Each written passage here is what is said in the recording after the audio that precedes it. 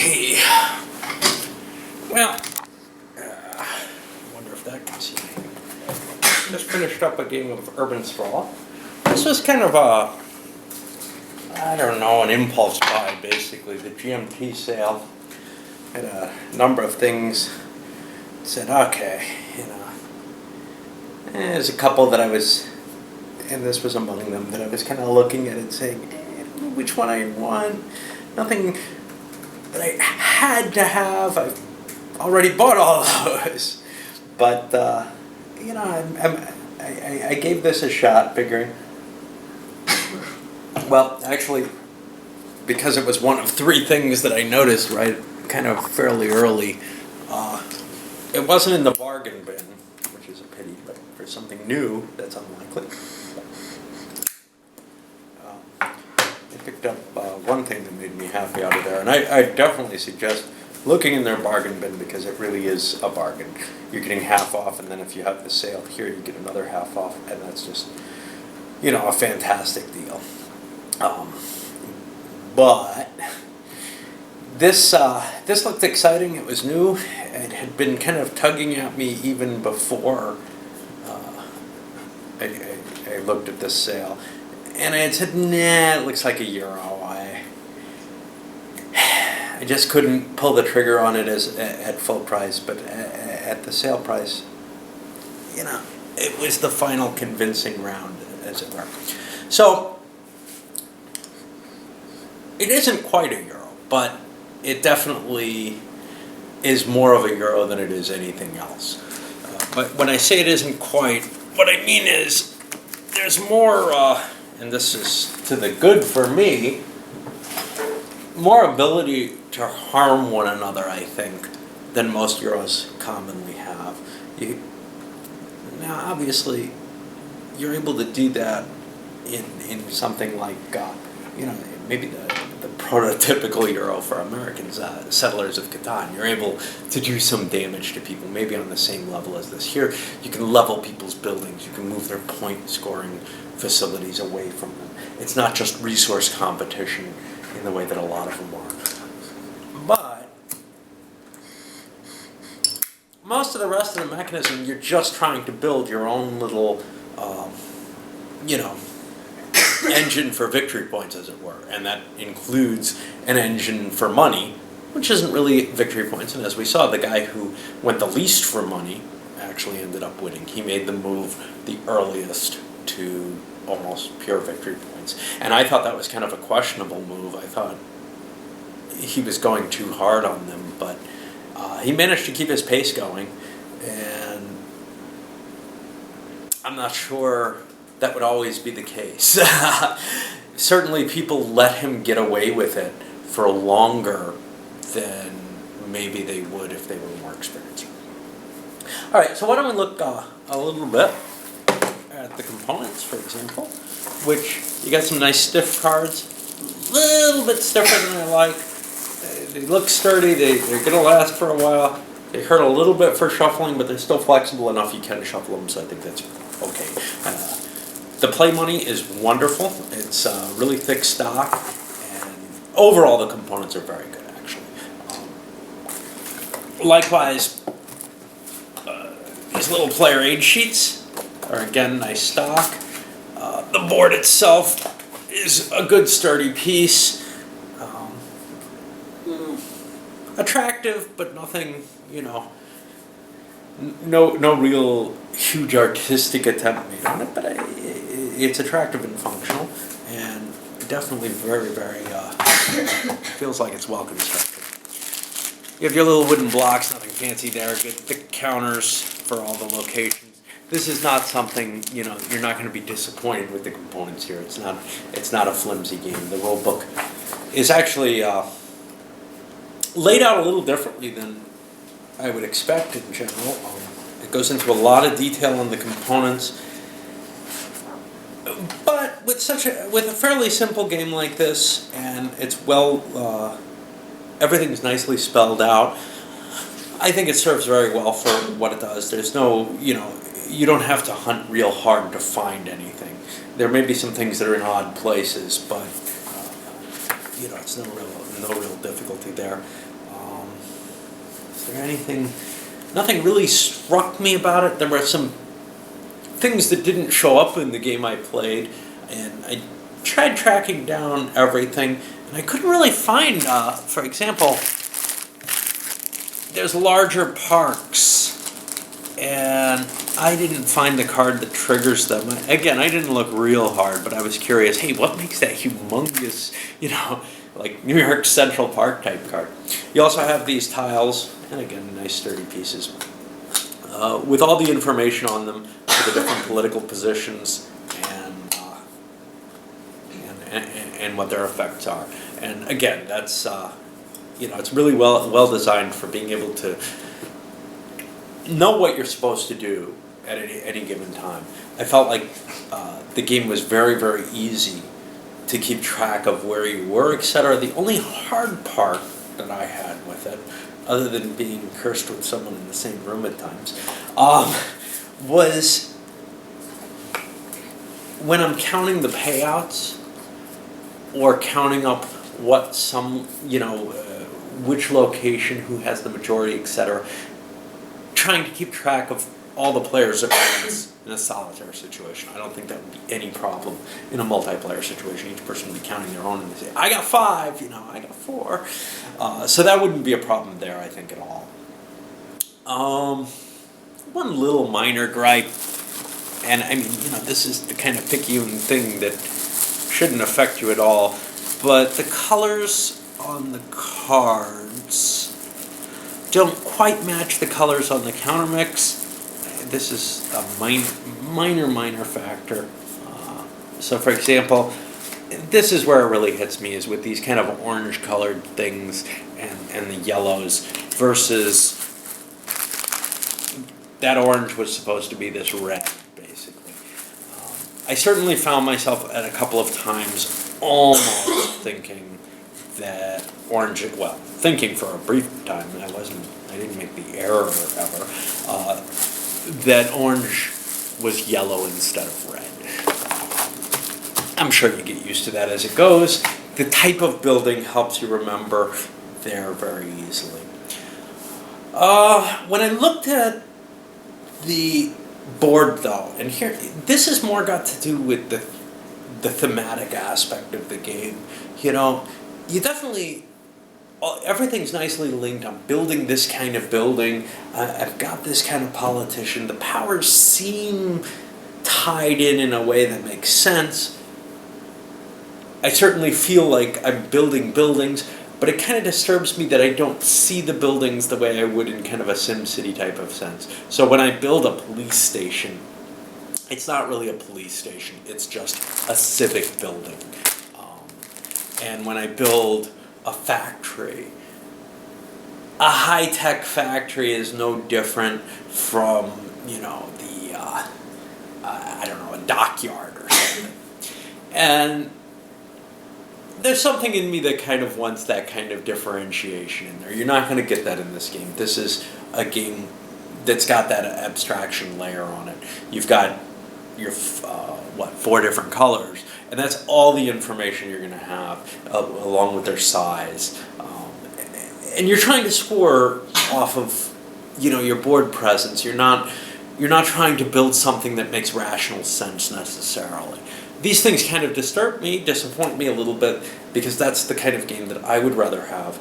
But as a Euro, I feel that it does connect nicely with the theme, at least as well as any other that I've seen probably. Likewise, in a very similar sort of vein, the political cards, they're linked in a way, again, to the theme. The treasurer is elected by the person. And this is one question I started having at the end was, does it make sense to have this political process of elections that's just counting up your position on the board? Hey, I control commerce, so I get the treasurer elected. And again, that doesn't make as much sense thematically, but game-wise, it's not really a big deal. They have their value there. And in a sense, the game would actually probably be very much destroyed if it was the players controlling votes to move an election there. That's not what this game is about. but the powers, maybe I'd like something more junta-ish.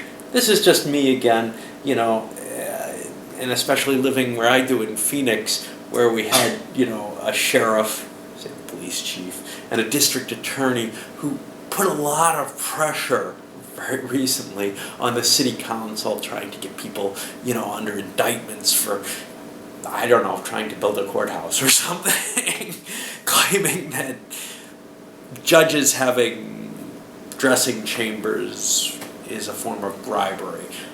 I'm not entirely sure I understand the reasoning there either.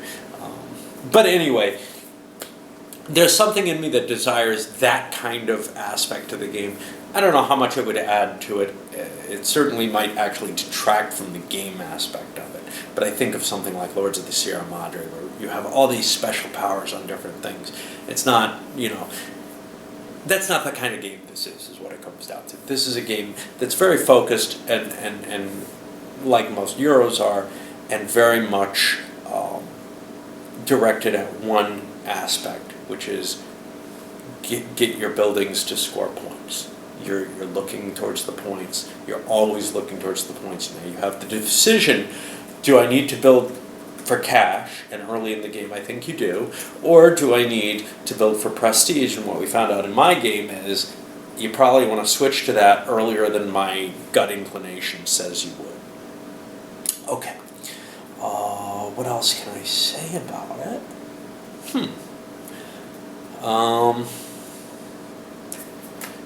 Again, there's definitely an aspect where you have some real impact on the other players. You can destroy their buildings.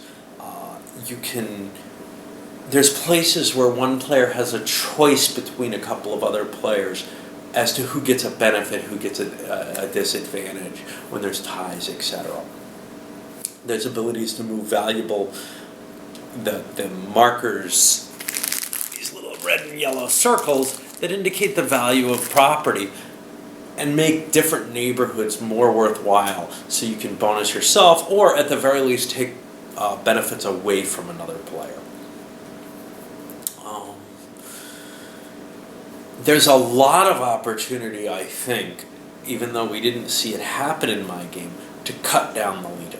I think players in my game were looking too much to pad their own nest rather than take the lead player down early enough. And they didn't really look at, okay, I don't want this game to end until I'm up in the running again. You know, the one player just ran away with the early points, and I thought he was going to pay a price for that, both in terms of not having set himself up for enough income, but also in terms of other players shooting him down. And it turned out, in both cases, in terms of other people shooting him down, I waited too long, and also in terms of the other players saying, whoa, that Metropolis deck, it's going real fast, I've got to pay attention to this.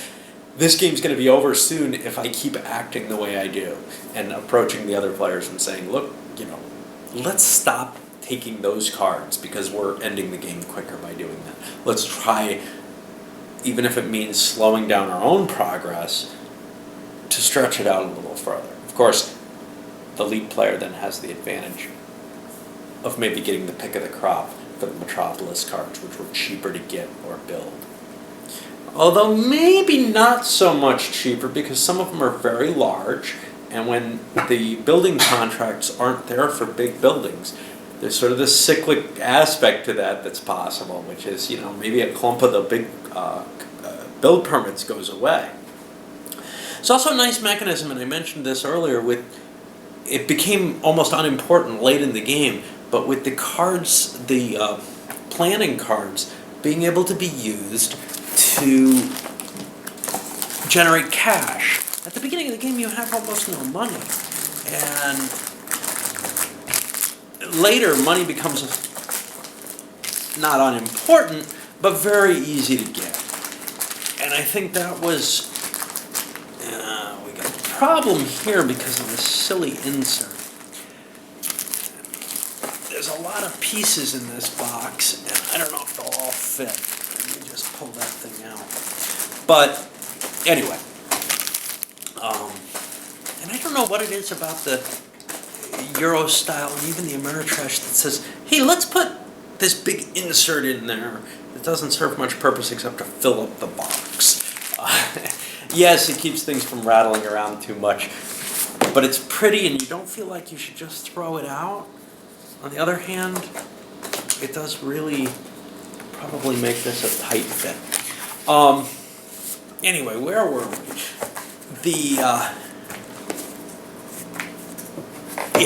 The cards at the beginning. Now, what's strange there is, and I don't know what the decision was here, but when you look at one of your planning cards, you pretty much can say, this one's a good card for using for building, or this one's a good card to keep for income. The cards that weren't very valuable tended to be the high income paying cards. That also has an effect though on the nature of the way the buildings come out, because if a lot of cash is coming out, there's usually not a lot of demand, and this may be odd because you'd think when there's a lot of demand to build buildings, that's when the money's rolling in, right? Seems a little disconnected, probably a decision more from gameplay desire and then from some sort of attempt to simulate reality of any sort. And that's kind of a shame to me because I would rather see a game that's trying to design a model of what really happens than one that necessarily plays well. I think this does play very well. I think it probably is not a very good model for how urban growth happens. Another thing that I mentioned in the early part was the very name of it. And yes, there are cards as you go later in the game that sort of show the bad effects of urban decay, etc. But the game doesn't seem to be about that in the same way. There isn't the idea of the suburb sprawl that happens where, once upon a time you had these really tight communities, not necessarily tight communities, but densely packed cities where everything was, and then the desire became to leave that. I don't feel like the game represented that as well, and I don't feel like it shows the negative of consequences of those decisions in the same way. It's just really kind of programmed into the deck in the way a CDG is programmed in, where, oh look, this is what happens, this is the story, and you can either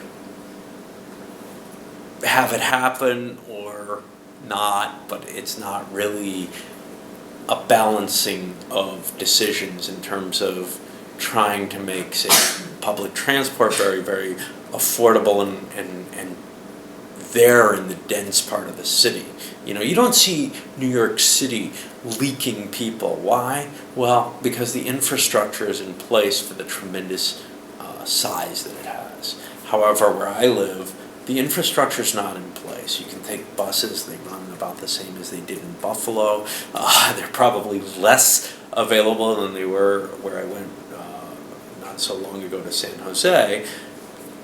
And, there's tremendous disincentive to be living in the downtown area where parking is going to be more expensive.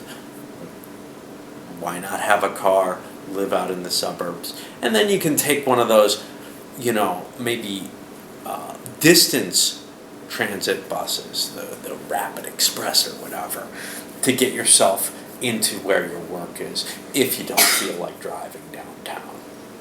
But normally, most cities are really laid out in this sprawling fashion, and Phoenix is really terrible about that out of any city.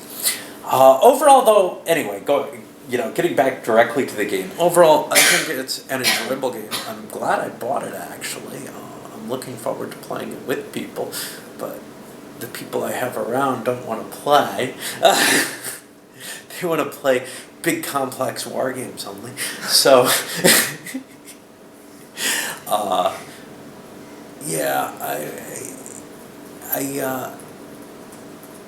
think it's a pretty solid game. It may not attract the pure Euro gamer in the same way that a lot of those games do, because there is some of that conflict, but I think it works really, really well. It's sort of this nice little crossover or compromise between that pure version and maybe something